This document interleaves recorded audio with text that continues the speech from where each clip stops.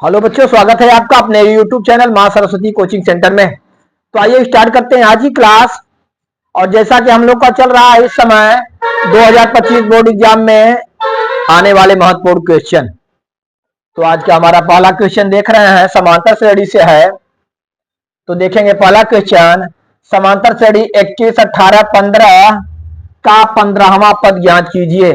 देखिए, एक समांतर श्रेणी हमें दी गई है 21, 18, 15, इस तरह से श्रेणी जो है आगे बढ़ रही है। इसमें पूछा जा रहा है हमसे इसका 15वां पद ज्ञात कीजिए। तो किसी भी श्रेणी का n वां पद ज्ञात करने के लिए हमें जो है उसका प्रथम पद a, सार्वधातुक d और पदों की संख्या n की आवश्यकता होगी।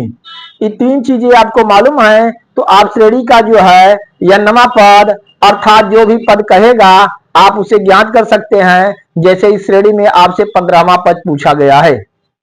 तो देख रहे हैं श्रेणी हमारी है 21, 18 और 15। इसमें देखेंगे हमारा प्रथम पद का मतलब सहज से पहले वाला पद। तो प्रथम पद जो है यहाँ पे 21 में प्राप्त है। और सार्वधातुक का मतलब इसमें हम देखेंगे, इसमें जो है प्रत्येक पद में डिफरेंस क्या है। तो यहाँ पे देख रहे हैं 21 है, 18 है, 15 है, अर्थात ये जो है तीन तीन प्रत्येक अगला पद जो है पहले पद में 3 घटाने पर प्राप्त हो रहा है। तो इस तरह से सार्वधातुक हमारा -3 हो जाएगा और हमें पदों की संख्या n कितना हो जाएगा, 15 हो जाएगा। तो देखिए हम देख रहे हैं हमारी श्रेणी है 21, 18, 15, इस तरह से हमारी श्रेणी दी गई है। इसमें हम प्रथम पद a निकालेंगे। प्रथम पद को a से प्रदर्शित करते हैं। a आपको बता चुके पहला पद कितना है, 21 है। सार्वधातुक d हम देखेंगे, सार्वधातुक d बराबर a2 - a1। तो d बराबर a2 अर्थात दूसरा पद 18 माइनस a1 पहला पद 21। d बराबर 18 में से 21 घटाएंगे, क्या आ गया, -3। पदों की संख्या n बराबर, हमें 15 पदों तक का योगफल याद करना है। कितने पदों का, हमें जो है योगफल नहीं 15वां पद याद करना है। तो n बराबर हमें क्या प्राप्त है, 15 प्राप्त है। ठीक, तो हम जो है n वां पद का फार्मूला जानते हैं। an बराबर होता है a plus n minus 1 into D. ठीक, an बराबर a plus n minus 1 into D. तो 15वां पद ज्ञात करना है। तो यहाँ पे लिखेंगे हम a 15 इक्वल टू, a की वैल्यू आप देख रहे हैं यहाँ पे a की वैल्यू है 21 प्लस n का मान 15 माइनस 1 इंटू डी का मान -3 इक्वल टू 21 प्लस 15 में से 1 गया, कितना बचा, 14 गुणे -3, 21 प्लस माइनस -14 42। और 21 में से आपको 42 घटाएंगे तो -21 प्राप्त होगा। क्या प्राप्त होगा, -21 प्राप्त होगा। इस तरह से जो है 15वां पद हम ज्ञात कर पाए। तो किसी भी समांतर श्रेणी का n वां पद यदि आपको जो है ज्ञात करना है तो उसमें आपको प्रथम पद a, सार्वधातुक d और पदों की संख्या n, तीन चीजें आपको मालूम है तो n वां पद आपको ज्ञात कर सकते हैं। और इस तरह से क्वेश्चन जो है पूछे जाएंगे तो वर्णात्मक रूप में आपसे पूछे जाएंगे, जिसके कम से कम 2 मार्क्स आपको मिलेंगे। और यदि जो है बहुविकल्पी में पूछे जाते हैं ऑब्जेक्टिव टाइप में, तो आपको जो है 4 ऑप्शन दिए रहेंगे और जो भी ऑप्शन जो है सही होगा उससे संबंधित आप जो है नंबर को आप जो है OMR शीट पे क्या करेंगे, उसके गोले को भर देंगे। तो उसके लिए आपको 1 नंबर मिलेंगे। तो चलिए नोट कर लीजिए इसे, फिर देखते हैं अगला क्वेश्चन।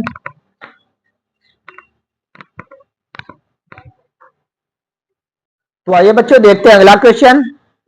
क्वेश्चन दूसरा हमारा जो है हाइट एंड डिस्टेंस से संबंधित है। तो हम देखते हैं एक मीनार के आधार से और एक सरल रेखा में 9 मीटर और 16 मीटर की दूरी पर स्थित 2 बिंदुओं से मीनार के शिखर के उन्नयन कोण एक दूसरे के पूरक कोण हैं। सिद्ध कीजिए कि मीनार की ऊंचाई 12 मीटर है। देखिए एक मीनार है, इसका फिगर हम बनाते हैं। एक जो है मीनार है। अब मान लेते हैं यहाँ पे एक मीनार कोई ए बी मीनार है।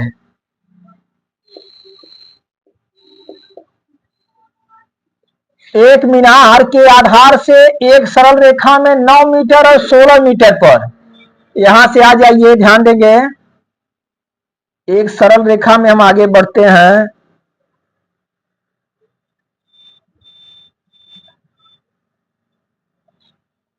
तो यहां हम मान लेते हैं यहां पे 9 मीटर की दूरी पर हम इसे सी बिंदु लिए, 9 मीटर, यहां से 9 मीटर है।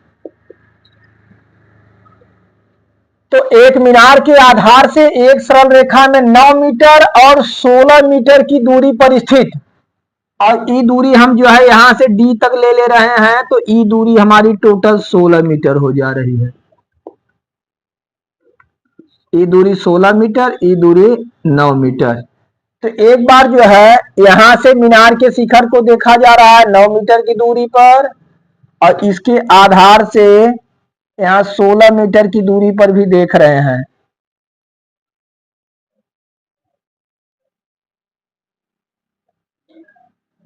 सोलह मीटर की दूरी पर दो बिंदुओं से मीनार के शिखर के उन्नयन कोण एक दूसरे के पूरक कोण है। क्या है? एक दूसरे के पूरक कोण है। अगर हम मान लेते हैं, जरा ध्यान दीजिए कि यहाँ पे जो है थीटा कोण बन रहा है। क्या बन रहा है? थीटा कोण बन रहा है। तो यहाँ पे पूरक का मतलब कि दोनों कोण मिलकर के 90 अंश के होने चाहिए। तो यहाँ पे कोण बन रहा है 90 माइनस थीटा का। ध्यान देंगे आप, कोई मीनार है, ए बी कोई मीनार है, इस मीनार से 9 मीटर की दूरी पर जो है इसके शिखर का उन्नयन कोण हम मान लिए थीटा बन रहा है। तो इससे, इसके आधार से 16 मीटर की दूरी पर जो कोण बन रहा है इसका पूरक कोण है। पूरक कोण का मतलब दोनों कोण मिलके, जब दो कोण मिलके 90 अंश के बराबर होते हैं तो प्रत्येक को एक दूसरे का पूरक कोण कहा जाता है। अर्थात जो है दूसरा कोण ज्ञात करने के लिए हम 90 में से पहले कोण को घटाएंगे तो दूसरा पूरक कोण हमें प्राप्त हो जाएगा। जैसे मान लीजिए कोई कोण 30 अंश 30 डिग्री का है, जिसका पूरक हुआ 90 माइनस 30 अर्थात 60 डिग्री। तो यहाँ पे मान लिए कि 9 मीटर की दूरी पर जो है थीटा कोण बन रहा है और यहाँ पे उसका पूरक कोण बन रहा है। तो यहाँ पे 90 में से थीटा को घटा देंगे, अर्थात यहाँ से कितने डिग्री का कोण बन रहा है? 90 माइनस थीटा का बन रहा है। हमें सिद्ध करना है मीनार की ऊंचाई कितने मीटर है? 12 मीटर है। अर्थात मीनार की ऊंचाई ज्ञात करनी है जो कि 12 मीटर होनी चाहिए। तो चलिए हम देखते हैं। सबसे पहले हम देख रहे हैं त्रिभुज एबीसी में, समकोण त्रिभुज एबीसी में आप यहां पे देख रहे हैं, ध्यान दीजिए, मीनार की ऊंचाई को हम एच मान लेंगे। क्या मान लेंगे? एच मान लिए। त्रिभुज की एबीसी में, तो ए बी बराबर हम क्या मान लिए हैं? ए बी बराबर एच, और बी सी बराबर कितने मीटर है? 9 मीटर है।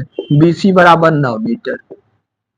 ए बी बराबर एच और बी सी बराबर 9 मीटर। कोण हमें थीटा है, तो ध्यान दीजिए लंब बटे आधार, लंब बटे आधार है तो हम tan का फार्मूला लागू करेंगे। तो tan थीटा हम लिखेंगे, tan थीटा बराबर होगा हमारा ए बी बटे बी सी, लंब बटे आधार। तो tan थीटा बराबर हम लिख सकते हैं एच बटे बी सी का मान कितना है? 9। ठीक, इसे आप समीकरण नंबर 1 दे देंगे। चलिए अब जो है हम आगे बढ़ते हैं। अब बड़ा वाला त्रिभुज लेते हैं, त्रिभुज ए बी डी में। तो हम देखेंगे त्रिभुज ए बी डी में, इसमें भी ए बी वही है। ए बी बराबर कितना है? एच हमें मालूम है, और हम देखेंगे बी डी बराबर 16। बी डी बराबर कितना है? 16 मीटर। फिर वही हम देखेंगे, फिर लंब बटे आधार, अर्थात फिर हम tan लागू करेंगे।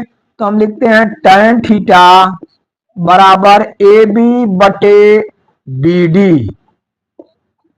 tan थीटा बराबर ए बी बटे बी डी। तो tan थीटा की जगह क्या होगा भाई?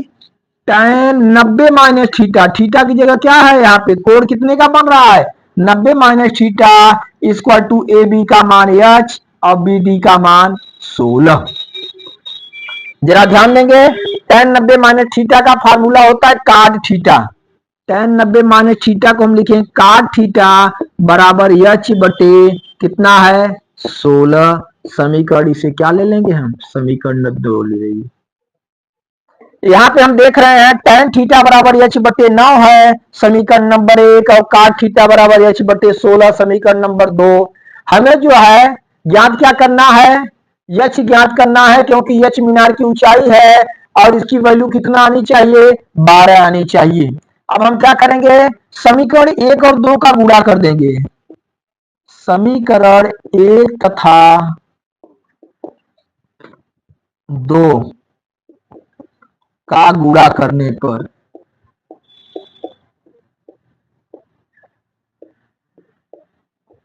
एक और 2 का क्या कर देंगे, आपस में गुणा कर देंगे। चलिए देखिए इधर हम समीकरण 1 को समीकरण 1 से क्या कर देंगे गुणा हम कर देते हैं। यहां हम देख रहे हैं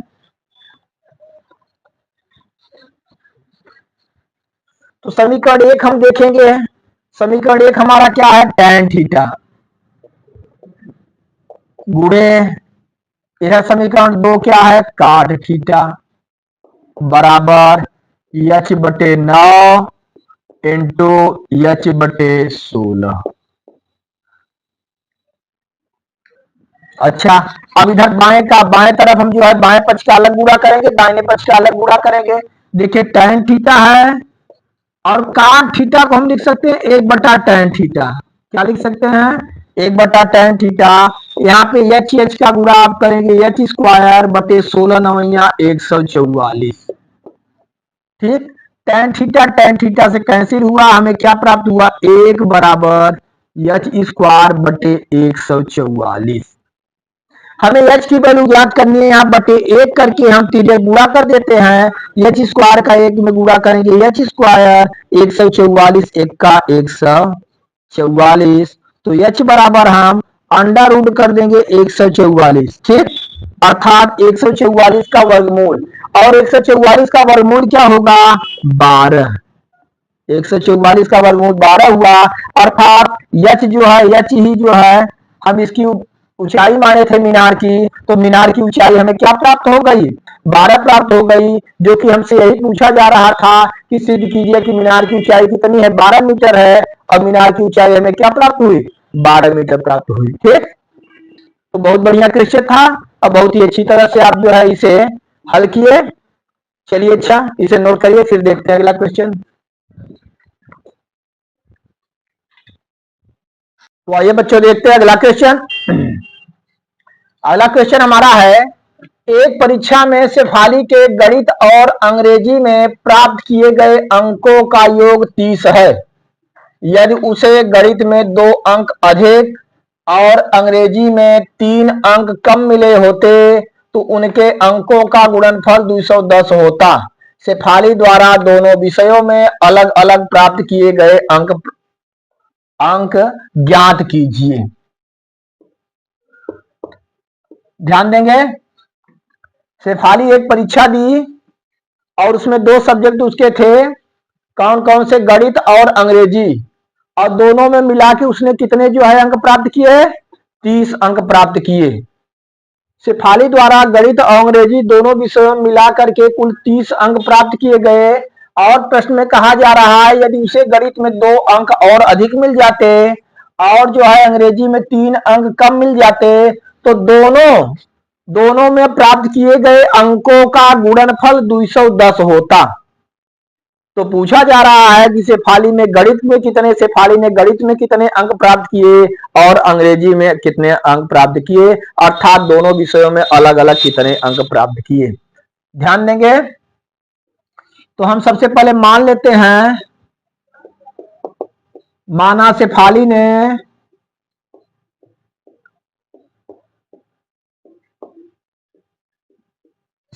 ने गणित में x अंक प्राप्त किए,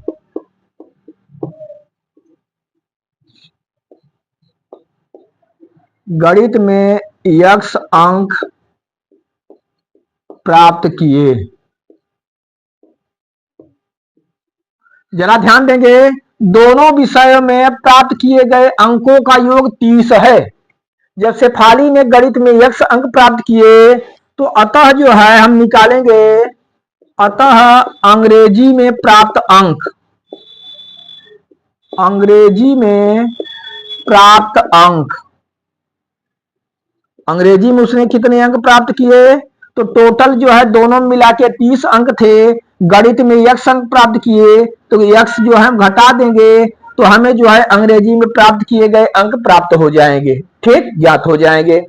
हम मान लिए, माना शेफाली ने गणित में यक्स अंक प्राप्त किए, अतः अंग्रेजी में प्राप्त अंक 30 माइनस यक्स, क्योंकि दोनों विषयों में मिला के शेफाली ने 30 अंक प्राप्त किए थे। आगे देखेंगे, इसमें कहा गया है यदि जो है वह गणित में 2 अंक अधिक प्राप्त करती, गणित में 2 अंक उसे अधिक मिले होते।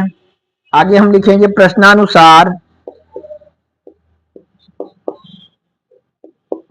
गणित में यक्स अंक हम मान चुके हैं, तो गणित में यदि जो 2 अंक और प्राप्त करती तो यक्स प्लस 2 अंक हो जाता। और अंग्रेजी में कहा जा रहा है 3 अंक उसे कम मिले होते।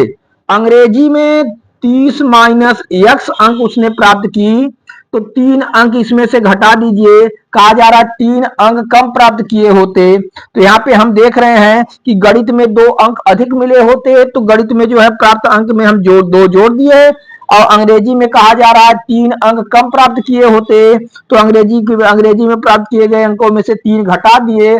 अब इसमें कहा गया है उनके अंकों का गुणनफल 210 होता। इन दोनों अंकों का गुणा करेंगे तो 210 के इक्वल हो जाएगा, क्योंकि यही प्रश्न में कहा गया है। जिस तरह से प्रश्न में कहा गया है उसी तरह से आप यहाँ पे रखिए और उसे हल करिए, आपको उत्तर जो है मिल जाएगा तुरंत। अब देखिए इसे हम हल करते हैं, फिर इसे हम लिखेंगे x प्लस 2 गुणे 30 में से 3 घटाएंगे, बचा 27 माइनस एक्स बराबर 210। अब हम गुणा करते हैं इसका, x का 27 में गुणा करेंगे 27x, x का माइनस x में माइनस एक्स स्क्वायर, फिर 2 का 27 में 27 दूना 54, अब माइनस 2 का x में माइनस 2x बराबर 210। चलिए आगे देखेंगे। अब जरा देखिए एक्स स्क्वायर सबसे पहले हम लिखेंगे, तो माइनस एक्स स्क्वायर है, हम यहाँ पे लिखते हैं माइनस एक्स स्क्वायर। फिर देखिए 27x में से 2x हम घटा देंगे, 27x में से 2x घटाते हैं तो बचेगा प्लस 25x, 25x, और यहां बच रहा है हमारा 54 प्लस 54 बराबर 210। चलिए फिर हम देखते हैं minus x square plus 25x plus 54, 210 को बाईं तरफ लाएंगे हम, तो बाईं तरफ लाते हैं तो यह प्लस के रूप में है तो यहां माइनस हो जाएगा, माइनस 240 इक्वल टू यहां क्या बचेगा 0, minus x square plus 25x, 54 में से 240 घटाएंगे तो आप उल्टा घटा के माइनस चिन्ह लगा देंगे, 240 में 54 घटाइए, 10 में से 4 गए 6, यहाँ बचा 3, 13 में से 5 गए, क्या बचा 13 में से 5 गए 8, और यहाँ पे 1 बच गया हमारा, कितना आया 186, ठीक। सॉरी यहाँ पे देखिए 210 है, कितना है 210 है, तो हम 210 में से घटा रहे हैं, 210 में से 54 को घटाएंगे तो यहाँ बचा देखिए 10 में से 4 गए 6, यहाँ बचा 0, 1 उधर गया 10, 10 में से 5 गए 5, तो 156 बच रहा है, तो माइनस में है तो हम लिखेंगे माइनस 156 बराबर 0। अब हम क्या करेंगे, देखिए आगे हमारा माइनस है, हम माइनस कॉमन लेंगे, चिन्ह परिवर्तित हो जाएंगे, तो माइनस कॉमन ले रहे हैं हम, तो यहाँ हो जाएगा एक्स स्क्वायर प्लस है माइनस 25x, यहाँ पे माइनस 156 है तो प्लस 156 बराबर क्या हो गया 0। इस तरह से देखते हैं हमें एक द्विघात समीकरण प्राप्त हुआ, x square minus 25x plus 156 बराबर 0। अब इसे जो है हल करके हम जो है एक्स का मान निकालेंगे और वही हमारा क्या होगा, उत्तर होगा। देखिए इसका हम गुणनखंड करते हैं तो 156 से हमें 25 लाना है। 156 का आप ऐसा फैक्टर करेंगे कि जोड़ने या घटाने पर 25 आए। 2 से डिवाइड करिए, 2 सते 14, 2 अठे 16, फिर 2 से हम करेंगे 2 तिहाई 6, 2 नवा 18, 3 से 3 इक्का 3, 3 त्रिक्का 9, फिर 13 से 13 इक्का 13। यहाँ पे आप देख रहे हैं 2 दूना 4 तिहाई 12 गुणे 13, 256 बराबर 12 गुणे 13। अब 12 गुणे 13, 12 13 हम जोड़ेंगे कितना आएगा, 25 आएगा। यहाँ पे हमें माइनस 25 लाना है तो हम लिख सकते हैं माइनस 13x और माइनस 12x, ठीक ना। इस तरह से हम लिख सकते हैं। तो यहां हम लिखेंगे x square minus 12x minus 13x plus 156 बराबर 0। इन दोनों में कॉमन आप देख रहे हैं x कॉमन है, यहां बचा x माइनस x से कैंसिल क्या बचा 12। यहाँ पे आप देख रहे हैं इन दोनों में 13 कॉमन होगा, माइनस 13 कॉमन ले लिए, यहाँ बचा क्या x बचा, प्लस माइनस क्या हो जाएगा माइनस 13 इक्का 13, 13 दूना 26, ठीक। ब्रैकेट हमारे मिल रहे हैं x माइनस 12, x माइनस 12 हम कॉमन ले लेंगे, x माइनस 12 क्या बचा हमें x माइनस 13 बराबर 0। इस तरह से जो है इसका फैक्टर किए तो हमारा x माइनस 12 एक ब्रैकेट में, x माइनस 13 एक ब्रैकेट में। अब हम क्या करेंगे, हम जो दोनों को हल करके शून्य के बराबर करके और जो है x की वैल्यू निकालेंगे। आइए देखते हैं, इधर दोनों से हम x की वैल्यू निकालेंगे और जो है यही हमारा जो है क्या होगा, यही उत्तर होगा। जैसा कि हम मान चुके हैं यहाँ कि जो है गणित में x अंक प्राप्त किए तो जो x की वैल्यू आएगी वह गणित में प्राप्त किए गए अंक होंगे, और फिर जो है हम 30 माइनस x करेंगे तो जो भी आएगा वो हमें अंग्रेजी में प्राप्त अंक होंगे। देखिए यहाँ पे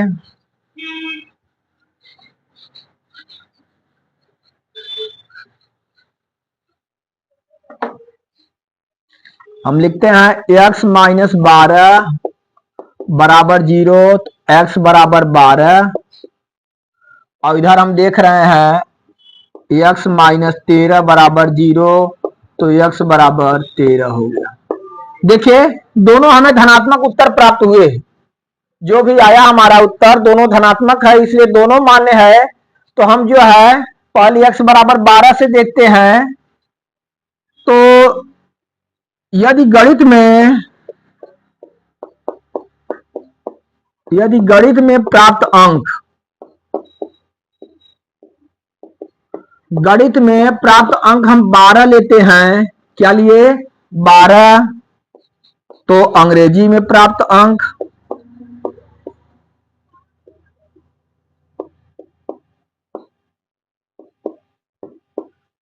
अंग्रेजी में प्राप्त अंक क्या होंगे, 30 माइनस एक्स था, 30 माइनस एक्स अर्थात 30 माइनस 12 बराबर क्या हो जाएगा 18।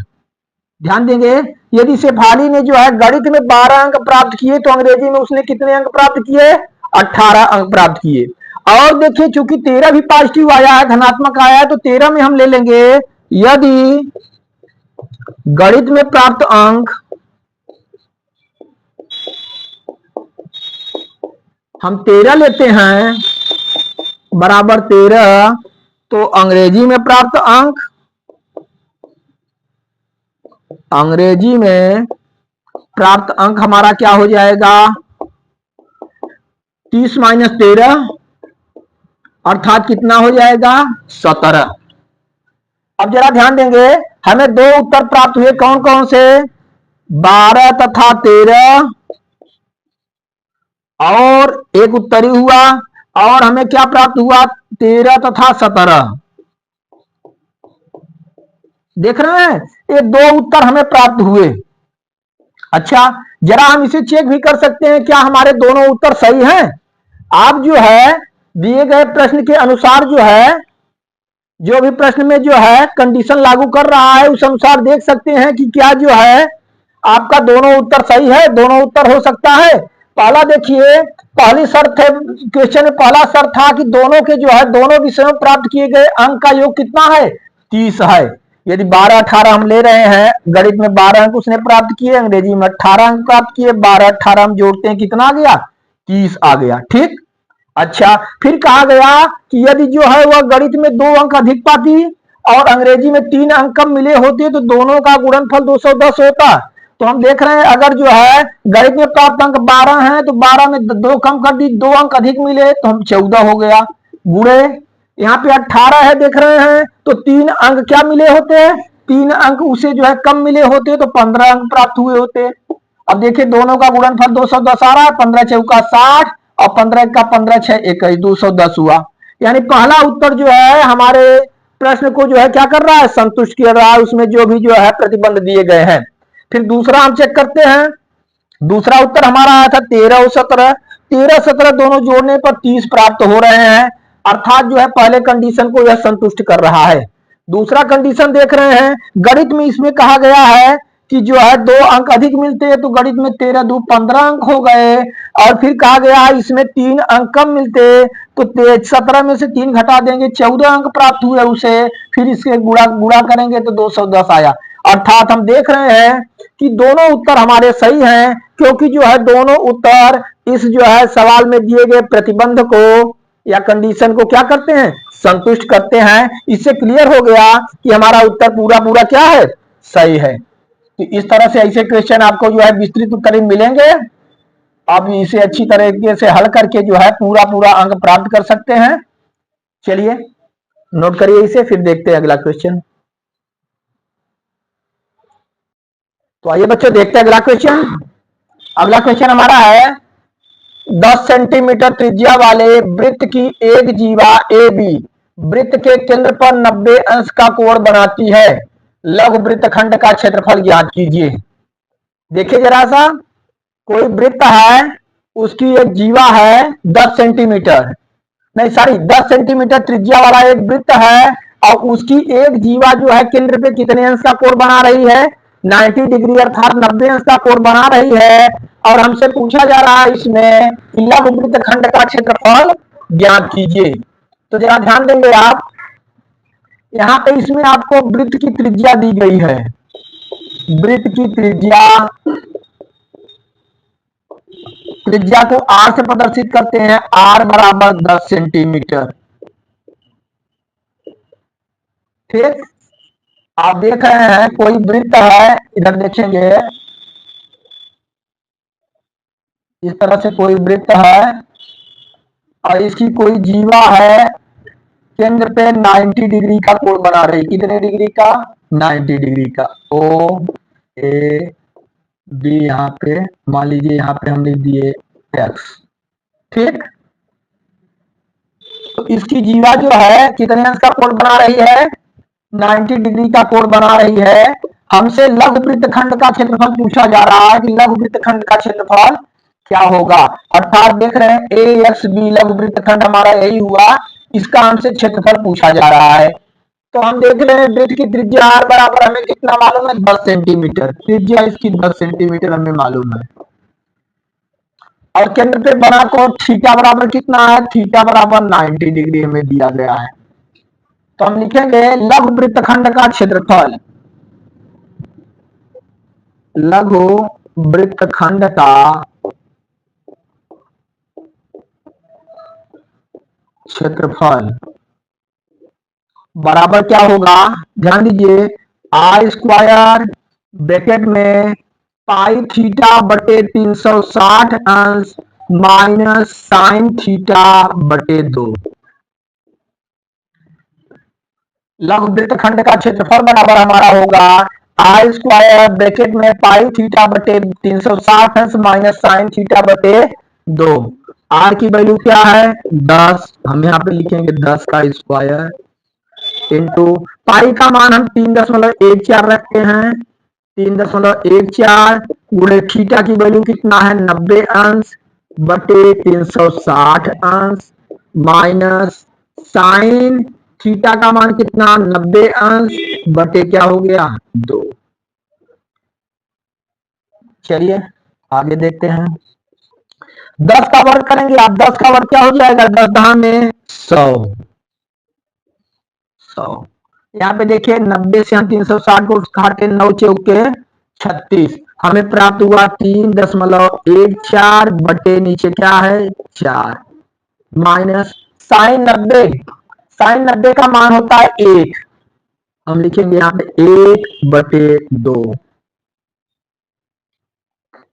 आगे देखिए यहाँ हम लिखते हैं 100 ब्रैकेट में 4 और 2 का एलसीएम हमें घटाना है, 4 2 का एलसीएम लेंगे, 4 2 का एलसीएम हमारा हो जाएगा कितना 4।